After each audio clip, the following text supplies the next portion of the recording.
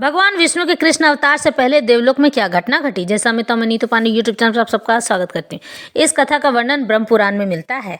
आज की ये कथा जैसे ब्रह्म पुराण में लिखी है वैसे ही समझाने जा रही हूँ, क्योंकि मुझे इसका अर्थ समझाने की आवश्यकता नहीं है। तो एक बार की बात है, व्यास जी के पास बहुत सारे ऋषिगण आए और कहते हैं कि हे व्यास जी, हमें ये कथा सुनाइए कि भगवान विष्णु कृष्ण अवतार में आने से पहले क्या क्या बात हुई थी देवलोक में। तब व्यास जी कहते हैं, मुनिवरों, अब मैं संक्षेप में श्रीहरि के अवतार का वर्णन करता हूँ, तो सुनो। भगवान इस पृथ्वी का भार उतारने की इच्छा से अवतार लेते हैं। जब जब अधर्म की वृद्धि होती है और धर्म का ह्रास होने लगता है, तब तब भगवान जनार्दन अपने स्वरूप के दो भाग करके यहाँ अवतीर्ण होते हैं।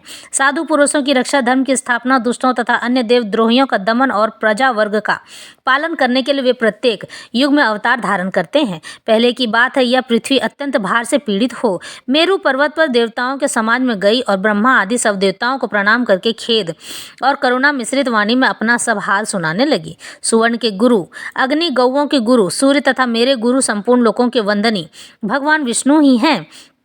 इस समय ये कालनेमी आदि दैत्य मर्त्यलोक में, मृत्यु लोक में जन्म लेकर दिन रात प्रजा को कष्ट देते रहते हैं। सर्वशक्तिमान भगवान विष्णु ने जिस कालनेमी नामक महान असुर का वध किया था, वही अब उग्रसेन कुमार कंस के रूप में उत्पन्न हुआ है। अरिष्ट, धेनुक, केसी, प्रलंब, नरक, सुंदासुर, अत्यंत भयंकर बलि कुमार, बनासुर तथा और भी जो महापराक्रमी दुरात्मा दैत्य राजाओं के घर में उत्पन्न हुए हैं, उनकी मैं गणना नहीं कर सकती। दिव्य मूर्तिधारी देवताओं, इस समय मेरे ऊपर महाबली और गर्वीले दैत्यों की अनेक अक्षौहिणी सेनाएं हैं। सुरेश्वरों, मैं आप लोगों को बताए देती हूँ कि उन दैत्यों के भारी भार से पीड़ित होने के कारण अब मुझ में अपने को भी धारण करने की शक्ति नहीं रह गई है। अतः आप लोग मेरा भार उतारने की कृपा कीजिए। पृथ्वी का यह वचन सुनकर संपूर्ण देवताओं ने उसका भार उतारने के लिए ब्रह्मा जी को प्रेरित किया। तब ब्रह्मा जी बोले, देवताओं, पृथ्वी जो कुछ कहती है वह सब ठीक है। वास्तव में मैं, महादेव जी और तुम लोग सब भगवान नारायण के ही स्वरूप हैं। भगवान की जो विभूतियां हैं, उन्हीं की परस्पर न्यूनता और अधिकता बाध्य बाधक रूप से हो रहा करती है। इसलिए आओ हम लोग क्षीर सागर के उत्तम तट पर चलें और वहां श्रीहरि की आराधना करके यह सब वृत्तांत उनसे निवेदन करते हैं। वे सबके आत्मा है, संपूर्ण जगत उनका ही रूप है। वे सदा ही जगत का कल्याण करने के लिए अपने अंश से अवतार ले धर्म की स्थापना करते हैं। यूं कहकर ब्रह्मा जी संपूर्ण देवताओं के साथ क्षीरसागर के तट पर गए और एकाग्रचित होकर भगवान गरुड़ ध्वज की स्तुति करने लगे। ब्रह्मा जी बोले, सहस्त्र मूर्ते, आपको बारंबार नमस्कार है। आपके सहस्त्रों बाहें, अनेक मुख और अनेक चरण हैं। आप जगत की सृष्टि, पालन और संसार में संलग्न रहते हैं। आप प्रमेय परमेश्वर, आपको बारंबार नमस्कार है। भगवान, आप सूक्ष्म से भी अत्यंत सूक्ष्म, परम महान और बड़े बड़े गुरुओं से भी अधिक गौरवशाली हैं। आप प्रकृति, समष्टि, बुद्धि, महत्व, अहंकार तथा वाणी के भी प्रधान मूल हैं। अपरा प्रकृति में संपूर्ण जगत आपका ही स्वरूप है। आप हम पर प्रसन्न होइए। देव, यह पृथ्वी आपकी शरणा में आई है। इस समय भूतल पर जो बड़े बड़े असुर उत्पन्न हुए हैं, उनके द्वारा पीड़ित होने से इसके पर्वत रूपी बंधन शिथिल पड़ गए हैं। आप संपूर्ण जगत के परम आश्रय हैं। आपकी महिमा अपरंपार है। अतः यह वसुधा अपना भार उतारने के लिए आपकी ही सेवा में उपस्थित हुई है। हम लोग भी यहाँ उपस्थित हुए हैं। ये इंद्र दोनों, अश्विनी कुमार, वरुण, रुद्र, वसु, आदित्य, वायु, अग्नि तथा अन्य संपूर्ण देवता यहाँ खड़े हैं।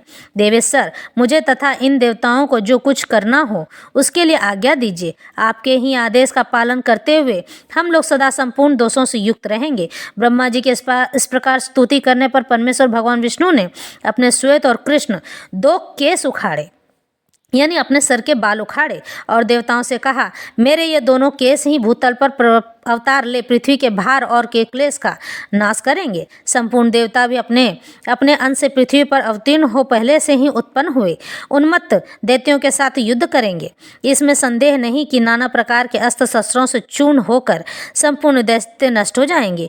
वासुदेव की पत्नी जो देवकी है, उनके 8वें गर्भ से मेरा यह श्याम केस प्रकट होगा। भूतल पर अवतीर्ण हो यह कालनेमी के अंश से उत्पन्न हुए कंस का वध करेगा।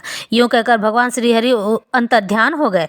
अदृश्य हो जाने पर उन परमात्मा को प्रणाम करके संपूर्ण देवता मेरु पर्वत के शिखर पर चले गए और वहां से पृथ्वी पर अवतीर्ण हुए।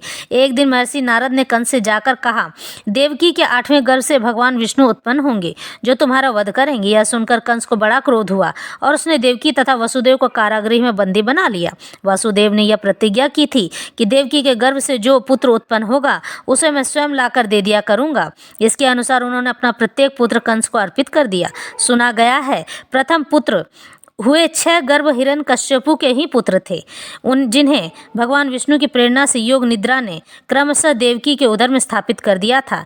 योग निद्रा भगवान विष्णु की महामाया है, जिसने अविधा रूप से संपूर्ण जगत को मोहित कर रखा है। इससे श्रीहरि ने कहा, निद्रे तू मेरी आज्ञा से जा और पातालवासी 6 गर्भों को एक एक करके देवकी के गर्भ में पहुंचा दे।